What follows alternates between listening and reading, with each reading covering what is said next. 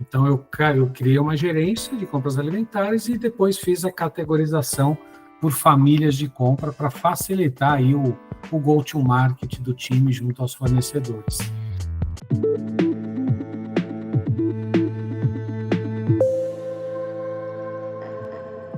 Bem-vindo ao Na Mesa com Gigantes, podcast que te coloca de frente com os maiores heads de compras do Brasil, para que você consiga entender como abordar, se relacionar, vender e trabalhar nas áreas de compras desses gigantes.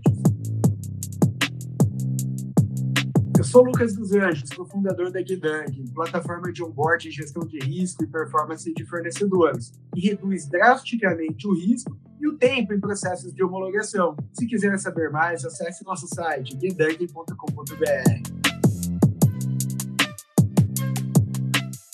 Pessoal, nesse episódio a gente conta com uma ilustre presença aqui do Cláudio Ferreira, que é diretor de supply da Sodexo do Brasil. Para quem não conhece a Sodexo do Brasil, que eu imagino que são muito poucos, o Cláudio também vai contar para a gente aqui o tamanho que tem essa empresa e a quantidade de gente que eles empregam aqui no Brasil, mas eles alimentam muito, um esforço de trabalho muito grande aqui no Brasil. E, Cláudio, primeiro, obrigado pela sua presença, seja bem-vindo aqui, e obrigado por estar aqui contando e compartilhando um pouco mais com a gente. Opa, legal, Lucas. Obrigado vocês pelo convite. É uma honra estar compartilhando esse momento aqui. Espero que tenhamos condições de esclarecer, de levar boas informações para o público que está escutando o nosso podcast. Como você falou, né, a Sodexo é o maior empregador privado francês e, para vocês terem uma ideia, nós temos ao redor do mundo quase 500 mil de colaboradores. Aqui no Brasil, nós somos em 47 mil colaboradores, somos líder no mercado de refeições coletivas e hoje nós temos aí, né, dentro do portfólio, além das refeições coletivas dos restaurantes, um bom percentual também em serviços de facilities. Então, a gente tem toda a cadeia de jardinagem, limpeza, enfim, todos os serviços que integram, né, a cadeia de facilities dos nossos clientes. E na equipe de supply, que eu lidero aqui no Brasil, nós temos em supply diversas torres, então as torres de compras, as torres de logística e também a de planejamento de demanda. E somos aí 150 pessoas na minha diretoria de supply. Uau, que legal, né? É muito grande. Dá para encher só de colaboradores um grande estádio de futebol. É isso aí. Isso aí, espalhados em todos os estados do Brasil. Muito legal. E, Cláudio, vamos tentar começar aqui bem lá do começo, tá? Até para que as pessoas consigam entender aqui quem que é o Cláudio, da onde que veio, de que cidade que veio, no que se formou e como conseguiu chegar até virar diretor de supply da Sodexo no Brasil. Imagino que não foi do dia para a noite, né? Não foi. Eu tenho pouco mais de 30 anos de experiência aí em compras e logística, né, na cadeia de supply. Eu comecei lá no início dos anos 90 na Unilever como estagiário, curiosamente na área de logística, mas cursando na ocasião tecnologia. Então eu sou formado, minha graduação é em TI, nunca trabalhei na área. Logo na sequência fui fazer pós e MBA em administração. E essa é a primeira curiosidade. Então, comecei como estagiário na área de logística, vindo de uma formação de tecnologia. E desde então, o bichinho mordeu e fiquei em logística e compras nesse período. Até 5 anos atrás, antes de entrar na Sodexo, minha experiência sempre foi indústrias de alimentos. Comecei, como eu falei, na Unilever, depois passei pela Cargill, passei pela PepsiCo, e aí há 5 anos que eu estou aqui na Sodexo. Super legal. E para que os ouvintes aqui, né, consigam entender um pouco melhor, você conseguiria explicar assim, em poucas palavras, que você já explicou um pouco quais são as dimensões da Sodexo, mas por onde que ela está espalhada no Brasil e como que ela opera, não só quando a gente está falando em refeições? Claro, como eu comentei, nós estamos presentes em todos os estados do Brasil. Temos o nosso portfólio dividido entre refeições, restaurantes, né? A gente não fala mais refeições porque dentro do modelo de food, nós temos os restaurantes, nós temos lanchonetes, nós temos micromercados em diversos clientes, então a gente tem aí um pilar de food, de alimentação, muito forte, e temos os serviços de facilities, e aí englobamos hoje mais de 100 serviços homologados juntos aos nossos clientes, que vão de serviços de limpeza, portaria, jardinagem, até serviços mais específicos, como controle de audiovisual dentro de escolas, como serviços especiais dentro de hospitais também. Super legal. E você explicou um pouco, né, para a gente que dentro da sua estrutura tem logística, tem planejamentos e tem compras. Dentro de compras especificamente, Cláudio, você consegue explicar um pouco como que é dividida essa estrutura? Claro, com certeza. Hoje eu tenho na estrutura de compras 2 gerências que reportam para mim. Uma gerência cuida de todas junto, né, com toda a equipe, claro, com as coordenações, etc. Essa gerência de compras alimentares é a primeira gerência, e a segunda gerência de compras não alimentares. Foi uma maneira que eu encontrei de conseguir categorizar, criar uma similaridade das famílias de compras.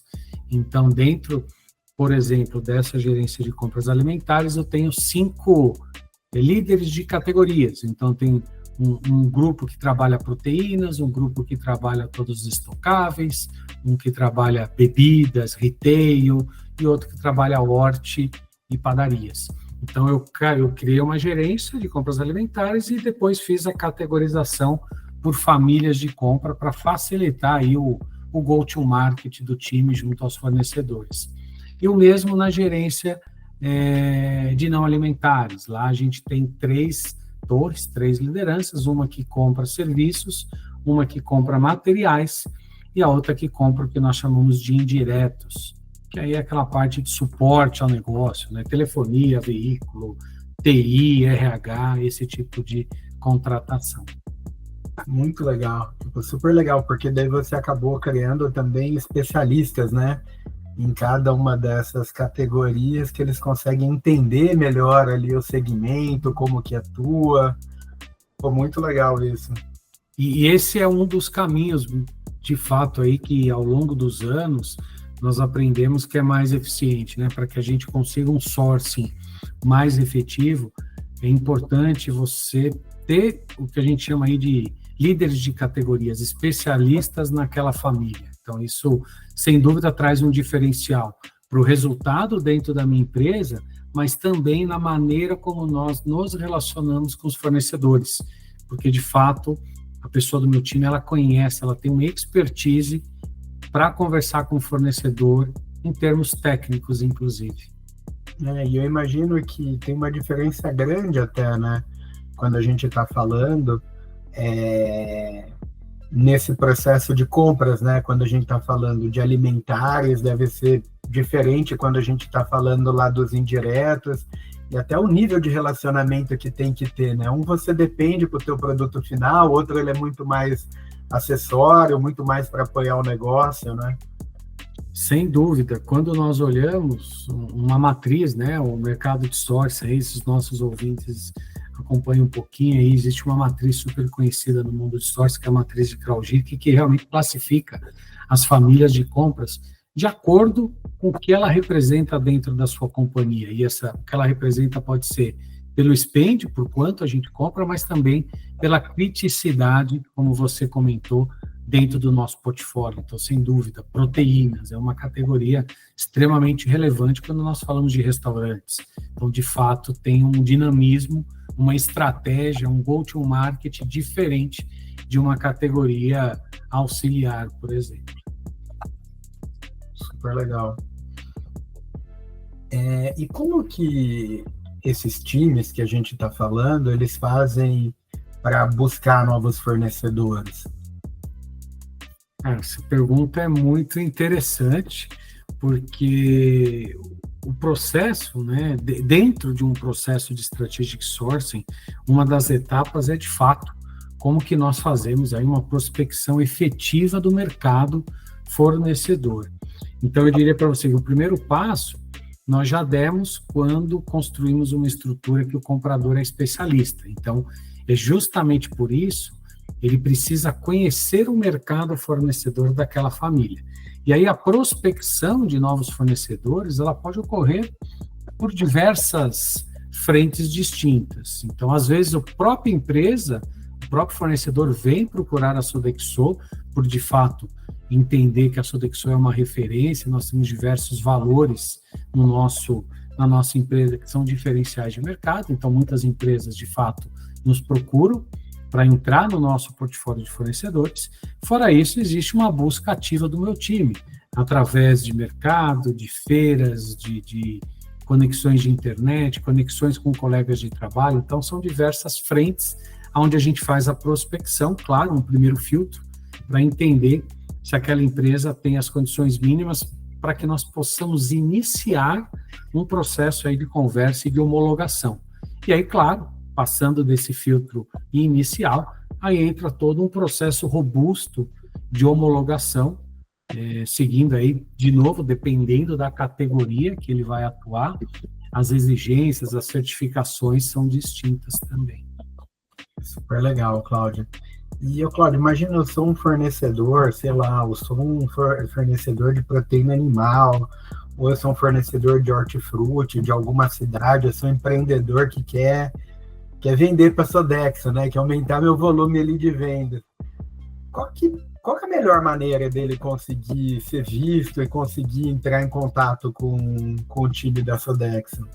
Bom, primeira boa notícia que eu dou para esse público é que nós temos uma meta, um DNA muito forte de atuar com pequenas e médias empresas. Então, para dar uma ideia para vocês hoje, aí 2/3 do nosso número de fornecedores são pequenas e médias empresas. Uau.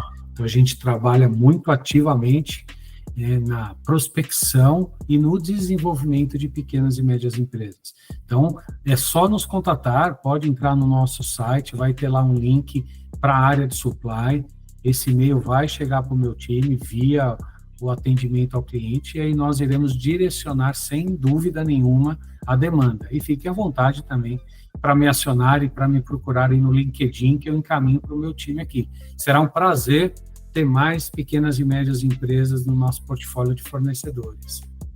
Muito legal, Cláudio. E muito legal. Imagina lá, depois que essa empresa ela já conseguiu entrar em contato com vocês, participou de um processo de sourcing, e ela conseguiu vender para vocês, né? Como que é esse processo ali depois de feedback para esse fornecedor, se ele está atendendo as expectativas, se não está? Porque imagino que um dos pontos ali do empreendedor, ainda mais quem é um menor, é que ele, querendo ou não, ele não quer perder seus clientes, ainda mais um cliente bom e grande, né, como a Sodexo. Como que ele faz para continuar se mantendo ativo e ser um parceiro de, 5, 10, 15 anos com a Sodexo?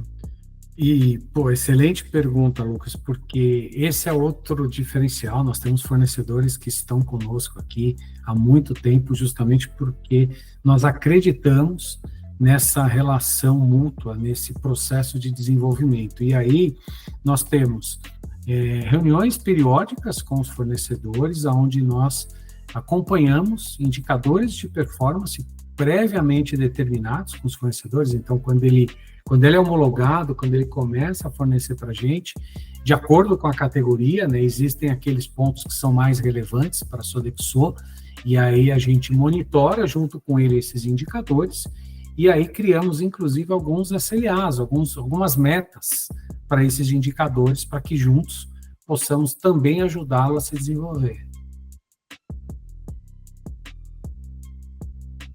É super, super legal a forma como vocês abordam isso, e até, como tem essa parte de ter o alimento fresco, ter ele lá perto. Então, é muito legal, né, se você conseguir desenvolver também os empreendedores locais para te atender muito bem, né? Sem dúvida, sem dúvida. Imagina hoje, né, se nós olharmos os nossos 2.000 restaurantes espalhados pelo Brasil, nenhuma rede tem tanto restaurante como a Sodexo. Nós dependemos muito desses fornecedores locais, porque é o que você comentou, quando a gente fala de hortifruti, quando a gente fala de padaria, existe aí uma conexão nossa muito grande com o entorno das localidades onde nossos restaurantes estão. E claro, também, né, nós temos hoje 13 centros de distribuição espalhados pelo Brasil, então a gente faz um equilíbrio daqueles itens que nós compramos no entorno do nosso restaurante e também daqueles itens mais massivos que a gente recebe via o centro de distribuição também. Super legal. E agora, mudando um pouco o assunto, Cláudio, imagina para que as pessoas consigam entender um pouco a cabeça de um diretor que toca uma operação tão grande como a de vocês. Qual que é o foco, assim? Quais são as suas preocupações, Cláudio, como diretor de supply, liderando o time de compras? Onde que está a tua cabeça, seu foco? Onde ela está ou onde ela deveria estar, né? Quais são esses seus principais desafios, assim, numa cadeira tão importante? Poxa, aí eu ficaria o restante do dia aqui conversando com você sobre os desafios, Lucas. Mas vamos trazer alguns que são muito, muito importantes. Hoje, nós temos aqui um DNA muito forte, que nós chamamos de espírito de servir e obsessão pelo nosso cliente. Então, uma das preocupações que eu tenho constantemente com a minha cadeia de fornecimento é que eu consiga, junto com o meu time, obviamente, transmitir para os nossos fornecedores o quão importante é o papel dele na minha cadeia de fornecimento, o quanto que ele pode fazer a diferença nesse nosso atendimento ao cliente. E aí, olhando todas as esferas desse atendimento, qualidade, pontualidade, prestatividade, esse espírito de servir, de fazer bem feito para o nosso cliente. E para isso eu preciso, sem dúvida, da minha cadeia de fornecimento. Inclusive, quando nós falamos de diversos pilares de sustentabilidade, de fazer as coisas da melhor maneira possível. Então, certamente, essa é uma preocupação que está presente comigo e com o meu time todos os dias. Passar para os fornecedores o quão é importante ter um atendimento no espectro amplo da qualidade, assim, de tudo que a gente precisa entregar para superar as expectativas do meu cliente. Super legal. E você acha que esses desafios da área de compras, eles mudaram muito nos últimos anos ou são os mesmos desafios de 20, 30 anos atrás? Mudaram totalmente, Lucas. Quando começou, né, o processo, houve uma mudança muito grande na área de compras, claramente, quando o Brasil deixou de ser um país inflacionário e passou aí a viver uma inflação mais estável, porque nesse momento, isso a cada dia vai se aprimorando, a área de compras ela deixou de ser uma área back-office e passou a ser uma área front-office, né? Hoje nós atuamos aí junto com as áreas da companhia, sempre buscando as melhores soluções. Então, a inovação, o processo diferenciado, novas tecnologias, tudo isso não existia 20 anos atrás na área de compras. Hoje, a área de compras ela não é feita só de saving. Claro, eu estaria sendo aqui hipócrita em falar que saving não é importante, sempre será, porque as empresas precisam ser competitivas para que nós possamos seguir aí na liderança, para que nós possamos seguir investindo em crescimento, em desenvolvimento, em melhores tecnologias. A competitividade, ela segue sendo um driver importante.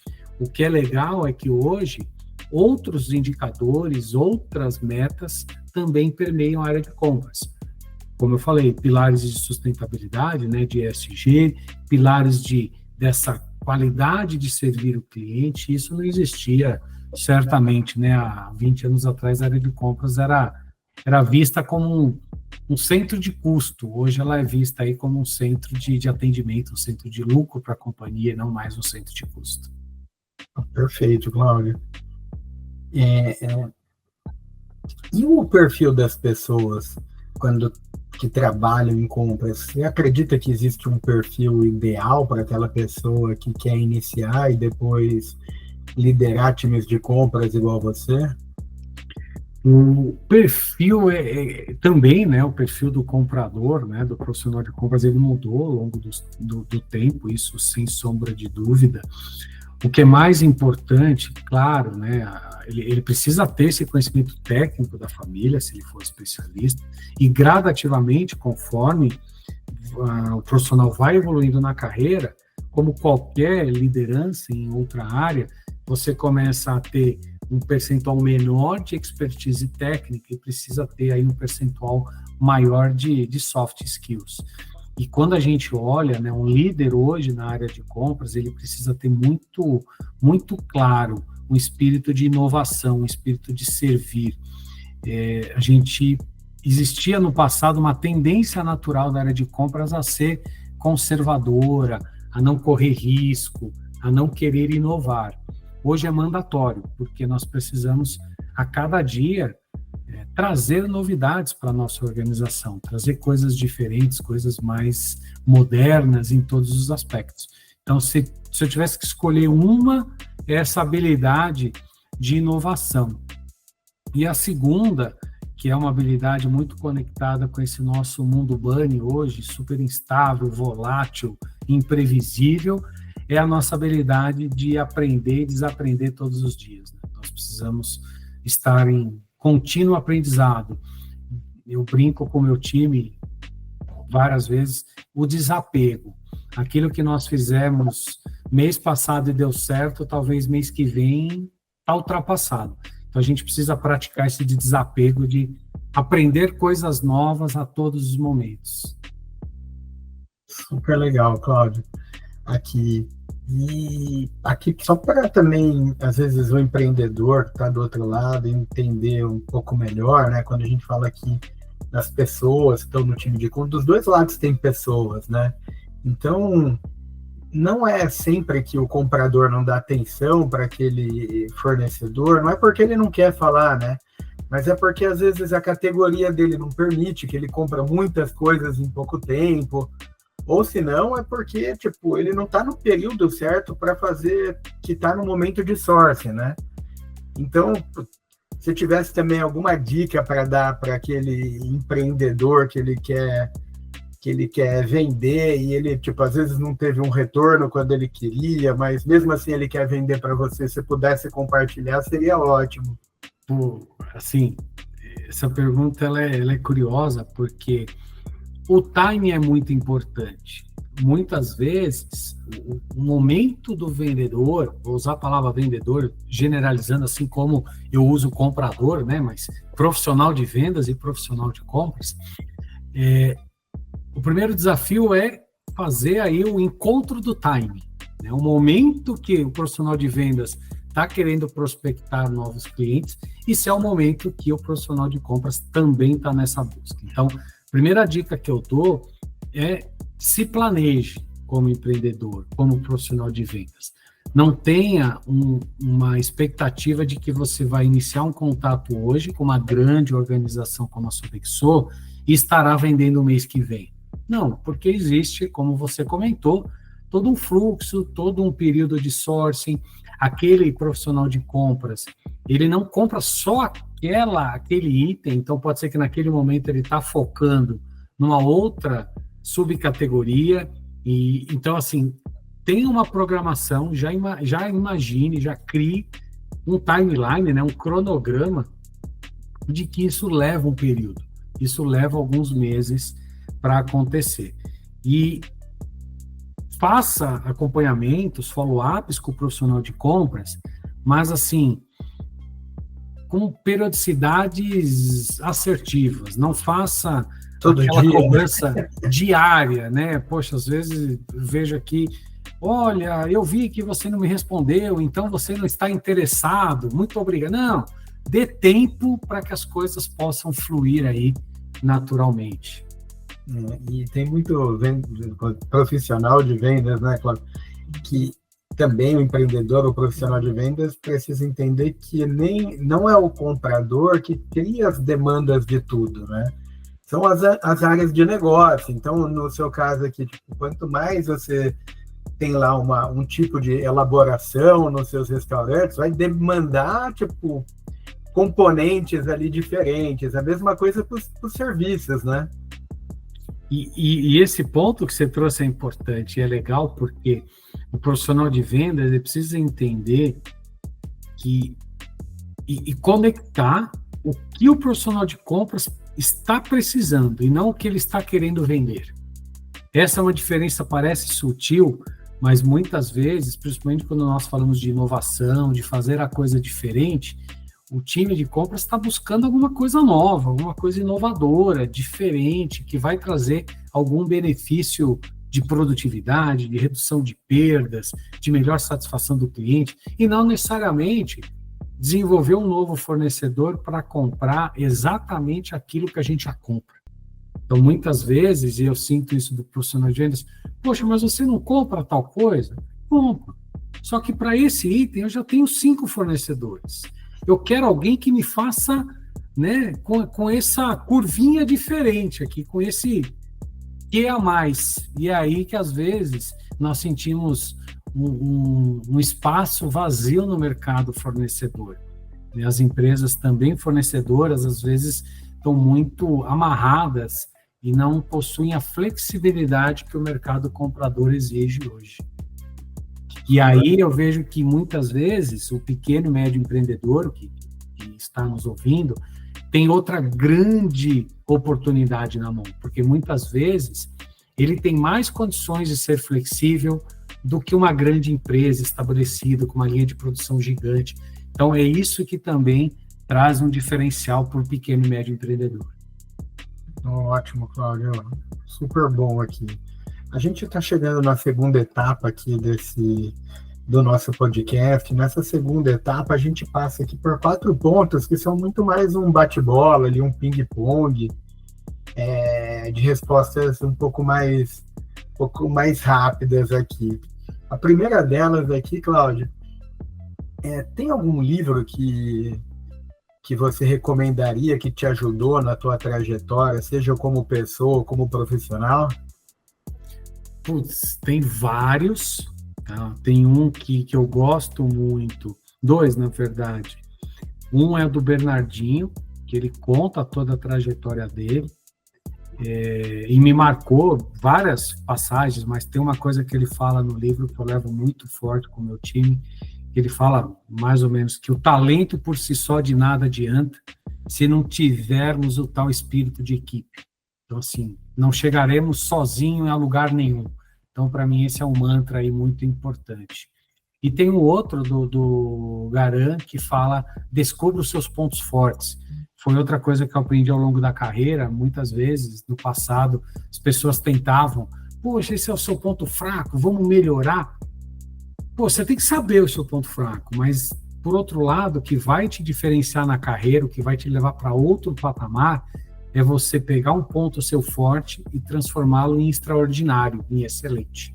Então, eu acredito bastante que a gente precisa conhecer os nossos pontos fortes e deixá-los imbatíveis. Então, são 2 livros aí que, de fato, são excelentes leituras. Super legal. E ótimas dicas aqui, Cláudio.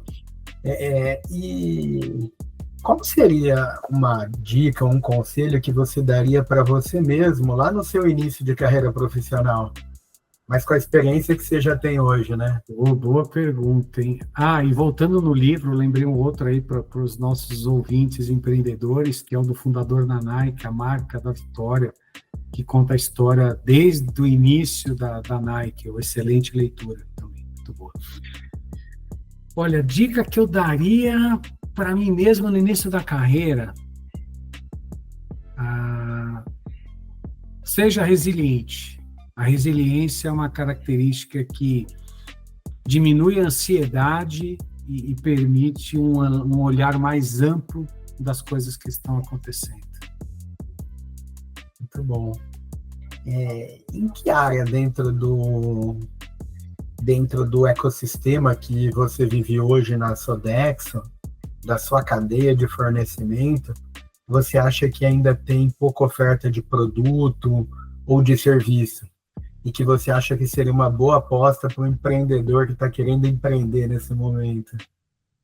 Boa pergunta. Eu diria para você que não é uma família específica, e sim empresas que estejam conectadas com os objetivos de ESG. Ainda existe aí um gap muito grande de empresas que possuam estratégias claras e bem definidas de ESG. E nós estamos numa jornada já atuante em algumas famílias e as outras começando em breve, onde é mandatório para nós determinadas aí metas e estratégias de ESG. Então, para mim, esse é o pulo do gato aí para quem tá entrando. E se nós falássemos específico de uma família, eu diria para atuar no mercado aí de panificação. Ainda é um mercado muito amador, quando a gente fala desse atendimento que não é B2C, que não é direto para o consumidor final. Então, falando de família, aí eu falaria em uma panificação B2B. Super legal. E essa daqui é difícil, hein? Preço, prazo de pagamento ou atendimento perfeito? Os três. A relação, brincadeira. Existe uma relação, né? É um tripé. Um não sobrevive sem o outro. O que eu posso garantir que hoje, sim, aqui, nós buscamos o equilíbrio entre os três. Então, a gente costuma atuar muito no que o mercado chama de TCO, que é o Total Cost of Ownership. Então, qual a melhor solução nesse tripé de preço, prazo e atendimento que eu preciso para aquela categoria? Então, não necessariamente é o menor preço, mas não necessariamente, é o menor custo, mas sim a melhor solução. Então, os três têm o seu papel, mas nós temos aqui um bom equilíbrio, viu? Posso te garantir isso. Cláudio, muito obrigado aqui por essa conversa que a gente teve. Acho que vai ajudar bastante aqui, tanto empreendedores como profissionais de compras poderem se inspirar aqui para conseguir alçar, né, voos maiores. Fica com a palavra aqui, você, para dar uma última palavra aqui para os nossos ouvintes. Novamente, agradecer o convite, a oportunidade e deixar aí esse desafio para os nossos ouvintes, que sejamos cada vez mais criativos, cada vez mais inovadores.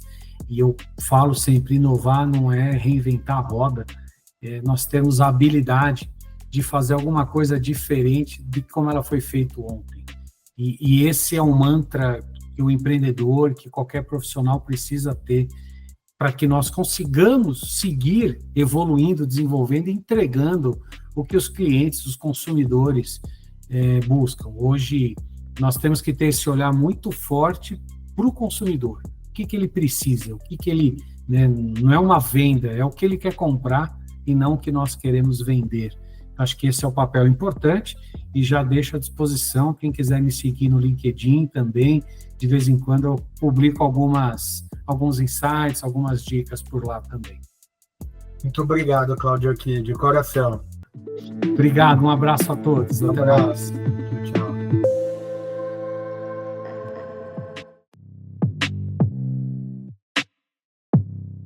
Espero que tenham gostado dessa conversa.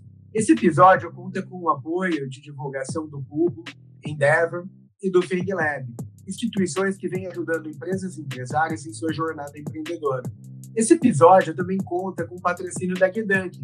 Acesse nosso site e nossa bio e siga nossas redes sociais.